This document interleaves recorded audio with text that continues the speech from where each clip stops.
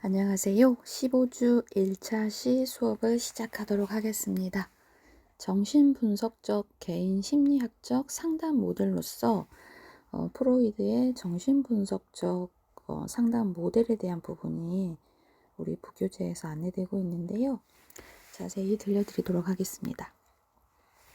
정신분석은 프로이드에 의해 시작된 심리치료의 이론과 기법을 중심으로 하는 심리학의 한 분야입니다. 오늘날 정신분석은 심리학과 정신의학의 분야에만 그치지 않고 하나의 인간 이해의 방법으로서 문학, 예술, 문화인류학, 역사학, 정치학에도 폭넓게 적용되어 하나의 유력한 현대 사상으로서의 광범위한 영향을 미치고 있습니다. 저도 예전에는 이렇게 그냥 외워야 되는 이론인가 보다라고만 학부 때는 생각했고, 석사 때, 박사 때 이제 반복적으로 접하면서 그래 옛날에 한참 열심히 외웠지 이러다가 어느 순간에 현장에서 경력을 쌓으면서 아이들의 행동, 부모들의 상담 이런 것들을 기록하고 평가하고 기록하면서 정신분석에 대한 부분이 상당히 정확하고 명쾌하구나라는 매력을 느끼게 됐던 부분이 있거든요. 이 교재가 저도 마음에 들었던 게 다른 많은 이론 중에서도 특히 정신분석에 대한 프로이드 이론을 먼저 끌어다가 인용한 부분들이 저랑 관점이 좀 비슷하다라고 생각을 합니다. 프로이트는 지금의 체코슬로바키아의 영토인 모라비에서 태어나서 양아버지 밑에서 복잡한 형제자매를 경험하고 자랐다고 해요. 17세의 나이로 오스트리아의 비엔나 대학 의과대학에 진학해서 1881년 의학 박사학위를 받았다고 합니다.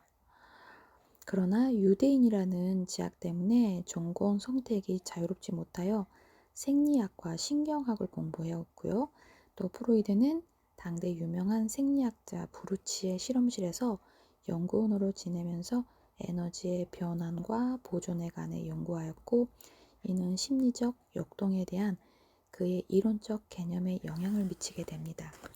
또한 체면술에 대한 관심으로 자유연상과 꿈을 분석하여 히스테리 환자들을 치료한 경험을 바탕으로 꿈의 해석이라는 저서를 1895년 브루어와 공조로 출판함으로써 그의 이론이 알려지기 시작했다고 해요. 프로이드의 정신분석은 역동심리학이라고도 불립니다. 성충동의 중심으로 한 리비도 혹은 에로스의 에너지에 의해 인간성은 움직이고, 그 움직임은 마음의 무의식적 활동에 의한 것이라고 하는 부분을 우리는 기억할 수 있어야 됩니다. 리비도, 에로스, 성충동. 정신활동은 우연히 생기는 것이 아닌 인간관계에 의해 나타나는 정신결정론과 개인 행동이 무의식적 과정에 지배를 받는다는 무의식적 정신과정을 기본으로 하는 그의 사상은 유명한 꿈의 정신분석에 의한 해석 방법을 설명한 획기적인 저서 꿈 판단, 일상생활의 정신병리와 처음으로 리비도의 발달에 의한 유아, 아동기의 성욕에 논하여 충격을 준 성에 관한 두 가지 논문에 의해 기초가 세워집니다. 인간의 성격 발달에 관해 심리성적 발달 단계의 입장에서 연구하게 되고요. 인간의 인생 초기와 성격 발달의 주요한 열쇠가 된다고 했습니다. 인간의 의식적인 존재가 아니라 비이성적이고 때로는 무의식적인 동기에 의해 영향을 받는 존재라는 것입니다. 정신분석적 상담 모델은 정신결정론, 무의식적 정신과적, 리비도, 정신병리는 불안, 자아방어기제, 이상 성격 형성, 성격 구조는 원초와 자아, 초자아. 우리 이거 되게 아마 영유아 발달에서 분명히 외우셨을 거예요. 정신 구조도 의식이냐, 전의식이냐, 무의식이냐. 심리 성적 발달 단계는 구강기, 항문기, 남근기, 잠복기, 생식기. 상담 기법으로 꿈의 해석, 자유연상법, 전이분석, 저항의 분석, 이렇게 정신분석적 상담 모델에 대한 부분을 그림으로 자세하게 요목화해 놓았네요.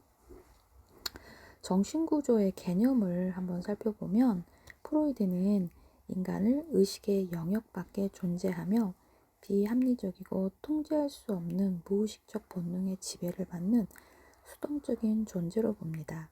그는 인간이 성적 본능과 공격적 본능을 가지고 있으며 이러한 본능이 사고와 감정에 영향을 주고 행동으로 나타나게 한다고 믿었습니다. 프로이드는 생애 초기 경험이 인간의 성격 형성에 어떠한 영향을 미치는지에 초점을 두고 의식과 무의식에 대해 설명하게 됩니다. 그는 정신세계를 의식, 전의식, 무의식의 세 가지 다른 영역으로 나누었는데요. 빙산에 비유한 정신세계는 가장 아래 잠겨져 있어서 수면 밖으로 나오지 않는 무의식, 물 표면으로 나타났다가 다시 잠겼다는 전의식, 수면 위로 보이는 의식으로 설명하고 있습니다. 프로이드는 인간의 행동에 영향을 미치는 것은 전의식과 무의식이며 인간 행동에 결정적인 역할을 한다고 믿었습니다. 프로이드가 주장한 정신세계는 빙산 그림으로 형상화하였고요. 성격에 대한 부분에 들어가기에 앞서서 의식이라는 부분을 잠깐 조금 더 자세하게 교재가 설명하고 있는데요. 의식. 인간이 인식하고 사고하는 정신과정의 일부를 일컫는 거고, 프로이드는 의식이란 전체 정신활동의 일부분에 지나치지 않으며 짧은 순간이라고 설명하였습니다. 사람들은 대부분의 자신의 행동이 의식적으로 계획하고 의도한 것이라고 믿었고요. 하지만 프로이드는 의식의 역할에 대한 과도한 믿음을 비판하면서 전의식과 무의식을 강조하게 됩니다. 전의식은 즉각적으로 인식되지는 않지만 어떤 자극에 의해 쉽게 자각되고 가벼운 주의집중을 통해 떠오르는 부분이라고 합니다. 이로 인해 전의식은 이용 가능한 기억 또는 기억의 저장소라고 불렸고, 무의식과 의식의 중간에 존재하게 됩니다. 예를 들어 어린이집 교사가 주말에 있었던 일을 질문하면 유아들이 이를 기억하고 이야기를 나누는 활동, 지나가는 사람을 보고 첫사랑의 기억이 떠오르는 것 등이 전의식의 예라고 할 수 있습니다. 무의식의 영역은 정신분석 이론에서 분석의 기초가 되는 영역입니다. 프로이드는 인간의 행동은 무의식에서 발생한 욕구나 욕망의 표출이라고 생각합니다. 때문에 상담 시 내담자가 인식하지 못하는 충동, 욕망, 공포, 소망, 환상 등의 무의식들을 분석할 필요가 있다라는 것을 주장했지요. 무의식은 사람들이 의식에서 어떻게 생각하고 느끼는지에 영향을 미치고, 특히 무의식적 공포, 충동, 욕구 등은 자아의 기능이 약해졌을 때 문제행동으로 나타납니다. 프로이드는 표면으로 발현된 문제행동에 초점을 두지 말고 이를 야기한 무의식적 충동을 분석할 것을 주장하게 됩니다. 성격의 구조에서 우리가 익히 잘 알고 있는 원초와 자아라는 조수를 발표하면서 인간의 성격은 원초와 자아, 초자아에 구성되어 있다고 주장했고요. 이 세 요소는 각각 분리되어 존재한다라기보다는 통합적인 전체로서 상호간에 영향을 주고받습니다. 그 첫 번째 원초와는 배고픔, 성적 욕구, 공격성, 수업이 재미없으면 졸려서 눈을 감는 수면 욕구, 이런 것들이 원초하죠. 충동의 덩어리로 볼 수 있습니다. 성격의 원형으로 불리며 생득적으로 나타난 생물학적 구성 요소이자 정신에너지의 저장고라고 할 수 있습니다. 원초하는 지속적으로 본능의 욕구를 만족시켜 긴장을 줄이려고 하고 쾌락을 추구하게 됩니다. 예를 들면 신생아는 자아와 초자아의 영향을 받지 않는 원초화 상태라고 볼 수 있습니다. 신생아의 경우 상황에 따라 행동을 조절하는 것이 아니라 배가 고프면 즉각적으로 울고 배고픔이라는 본능에 즉각적으로 반응함으로써 정신 에너지를 방출하기 때문에 자기 중심적이며 비현실적인 특성을 갖게 됩니다. 두 번째 자아는 원초와의 욕구와 본능을 현실 세계와 연결해 중재하게 됩니다.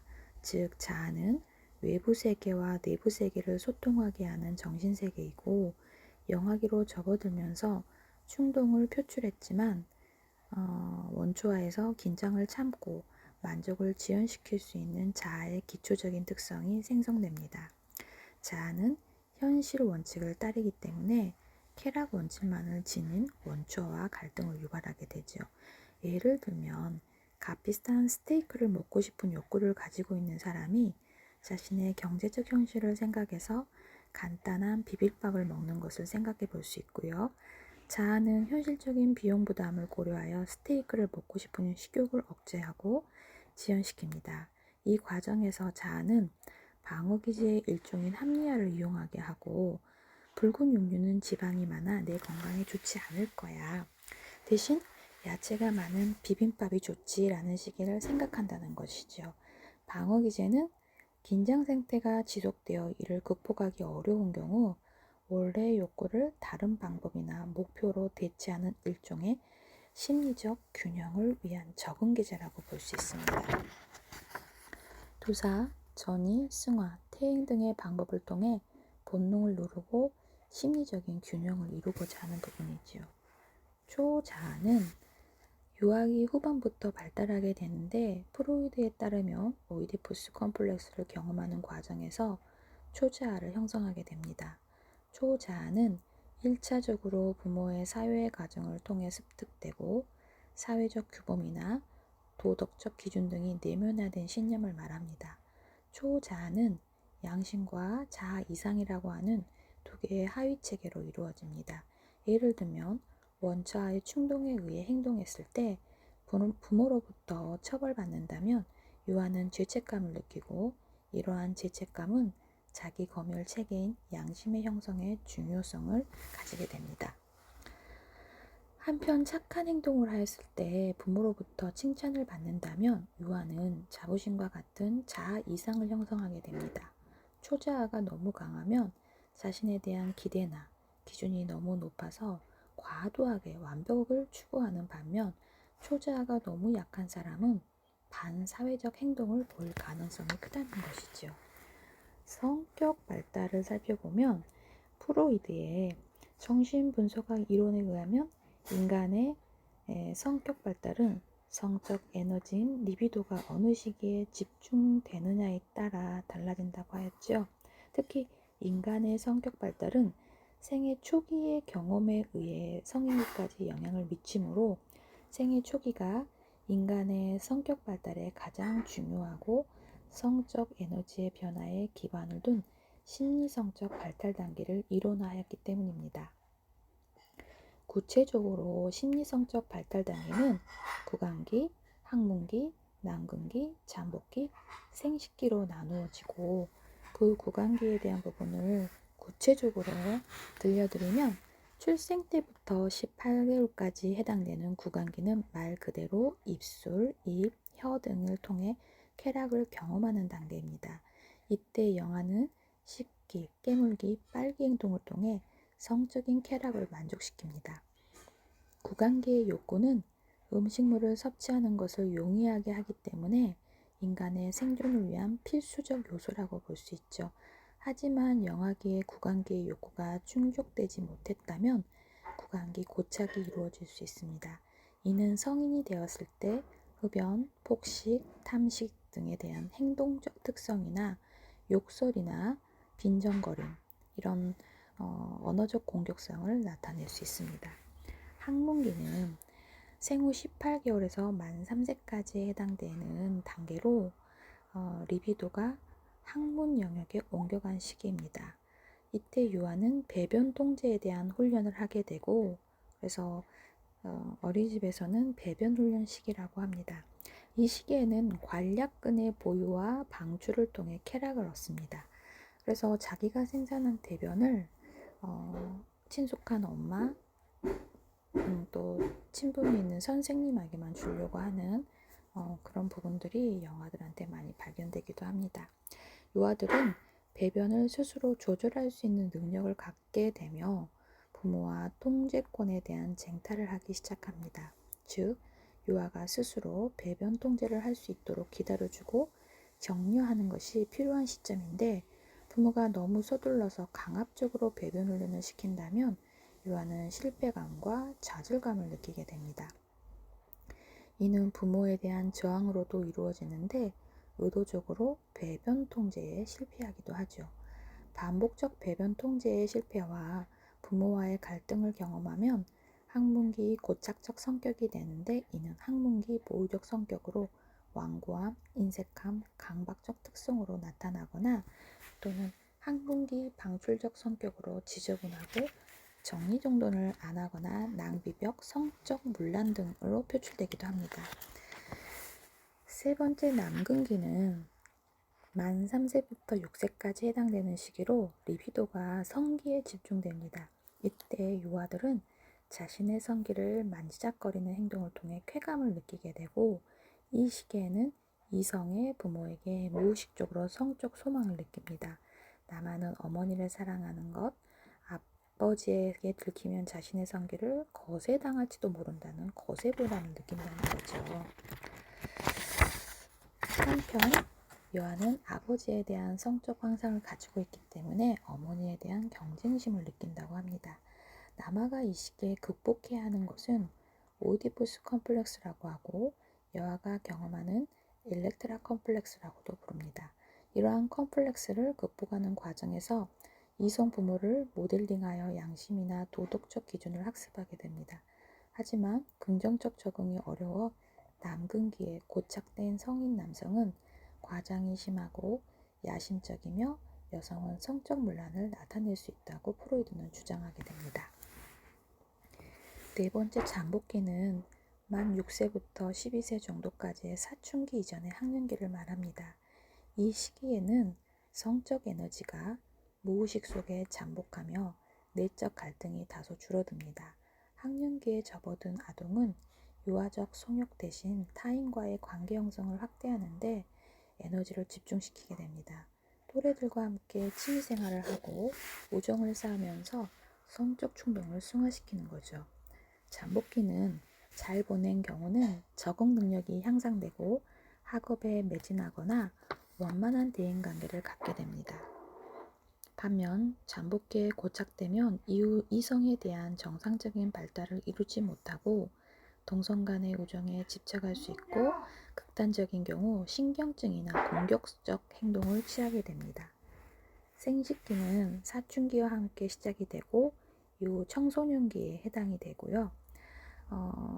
급격한 신체적 성장과 함께 호르몬의 변화가 일어나죠. 2차 성징이라고 우리는 아마 중학교 때 배우셨을 거예요.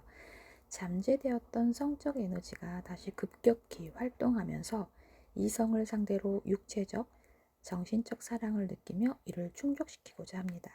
생식기에 원만하게 잘 적응하면 성인으로서 안정감 있고 주체적인 생활을 하게 되지만, 그렇지 못한 경우는 실패한 과업에 고착됩니다.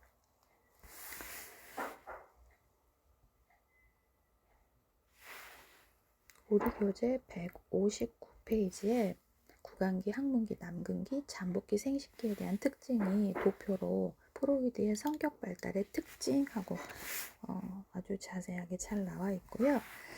상담 기법에 대한 부분을 구체적으로 살펴보겠습니다. 상담의 목표는 인간의 모든 문제는 무의식적 동기에 의해 생긴다는 입장으로 무의식을 의식화하는 것이 정신분석적 상담 모델의 목적입니다. 즉, 무의식에 억압되어 있던 것을 의식적 수준으로 표출시킨 후 이를 합리적으로 다룰 수 있도록 돕는 것이지요. 정신병리는 불안, 자아방어, 자기방어 기제, 자아방어 기제라고 표현을 하는데요. 이 두 가지로 살펴보겠습니다. 자아방어를 위협하는 불안의 근원이 외부 환경, 본능, 초자 인지에 따라 불안의 종류를 구분하게 됩니다. 외부 환경에 실제로 위협이나 위험이 존재할 때 나타나는 정서적 반응을 현실적 불안 또는 객관적 불안이라고 하며, 이는 동물, 재해, 자연재해, 시험 등에 지니고 있는 불안으로 지나치면 현실적 대처 능력을 약화시킬 수 있습니다. 본능적 충동이 의식화되어 자아가 본능을 통제할 수 없을 때 나타나는 반응은 신경질적 불안이라고 하며, 아동의 경우 무의식적 충동을 표현하게 되며 성인들로부터 보복의 위협에 직면하게 되므로 신경증적 불안을 경험하게 됩니다. 자, 초자의 벌을 받을 위험이 있을 경우 나타나는 정서적 반응을 도덕적 불안이라고 하는데요. 이는 개인이 양심에 받아들여질 만한 행동을 하게 하는 원천이 됩니다. 아동의 경우 잘못된 행동에 대한 어른이나 부모로부터 벌을 받아야 한다는 공포심에 도덕적 불안을 경험하게 된다는 것이죠. 자아 방어 기제에 대해서 조금 더 구체적으로 살펴보면, 이거는 사실 시험 내기 좋은 굉장히 알맹이이기도 한데요. 본능의 표출을 막고 초자의 압력에 대항하여 불안으로부터 자기를 보호하는 수단이 되고, 이를 위해 본능의 충동이 의식화되지 못하도록 차단하는 방법과 본능적 충동의 강도를 약화시키거나 충동을 왜곡시키는 방법을 사용하게 됩니다.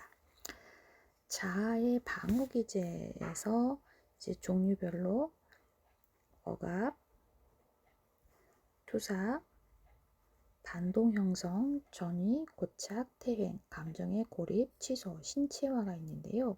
억압은 불안을 회피하는 가장 직접적인 방법이고, 무의식적 충동이 표출될 수 없도록 완전히 차단하는 것입니다. 그래서 끔찍했던 과거의 사건을 기억하지 못하는 것.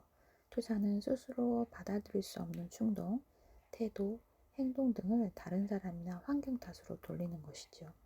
공부를 열심히 하지 않고 받은 이제 여러 가지 낮은 성적 출제가 어려워졌을 때 불공평하다는 채점 기준으로 이제 자기가 공부를 열심히 하지 않았음에도 불구하고 성적이 오르지 않은 건 어려웠거나 채점이 잘못됐다라고 돌린다는 것.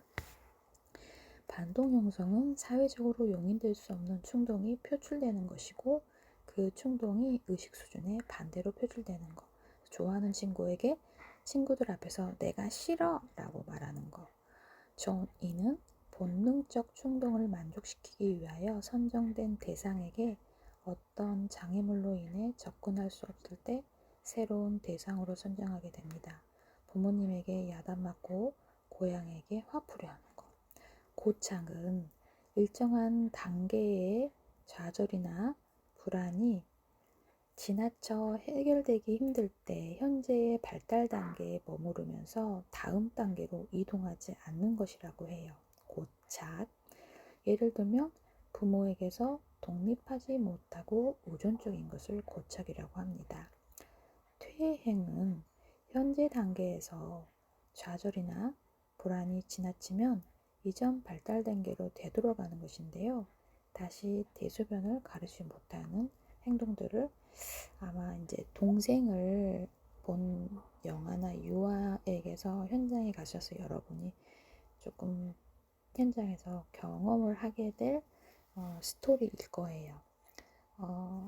애들이 의외로 잘하다가 동생의 출연으로 인해서 뭔가 2인자로 물러난 서운함을 이런 정신적 불안한 방어 기제로 본인을 지키기 위해서 그 전 단계로 돌아가는 행동들. 그래서 퇴행에 대한 부분은 여러분이 아마 잘 이해하고 아마 현장에서도 관찰될 수 있는 케이스 바이 케이스일 것입니다. 감정의 고립이라는 방어 기제는 충격적인 기억이나 사건에서 비롯되는 극도의 불안감 감소를 위해 그에 대한 감정을 분리시키는 것입니다. 예를 들어서 겪었던 사건을 진술하면서 감정 표출을 하지 않은 것이지요. 감정 조절을 잘한다고 해야 되는 게 아니라 감정 표출을 하지 않음으로써 겪었던 사건을 진술하는 것, 감정의 고립. 취소는 수용할 수 없는 생각이 나면 되돌릴 수 있는, 되돌리기 위해서 상징적 행동과 함께 마술적 생각을 한다고 해요. 응원하는 팀이 질 것 같은 생각이 들 때 관람하지 않고 제자리 뛰기만을 한대요. 약간 조금 어렵게 해석을 해놔서 제가 알고 있던 영유아 발달의 방어 기제 조금 해석이 조금 이 책이 어렵게 나온 게 있네요. 신체화는 수용할 수 없는 고통스러운 감정, 걱정, 염려 등 신체적인 고통으로 변형시켜서 건강 염려증이라든지 시험기간의 두통, 복통 이런 부분들이 신체화로 표현된다는 것입니다. 방어 기제까지 하고 잠깐 2차 실험 넘기겠습니다.